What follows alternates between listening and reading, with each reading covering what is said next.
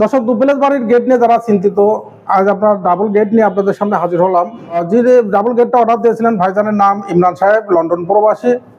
London থেকে আমাকে order দিয়েছিলেন মোট 33 পিস দরজার মধ্যে 9 পিস ডাবল ডোর, তার মধ্যে আমরা 2 পিস দেখাই দেবো। ডাবল ডোরটা তৈরি করছে আমরা চিটাগং সেগুন কাঠের উপরে, পাকা 1.5 ইঞ্চি কাঠ।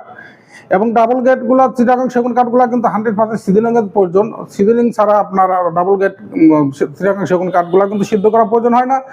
যে গেটটা আমরা তৈরি করছি, এই গেটটা পাশে 5 ফুট হাইট আছে, 8 ফুট।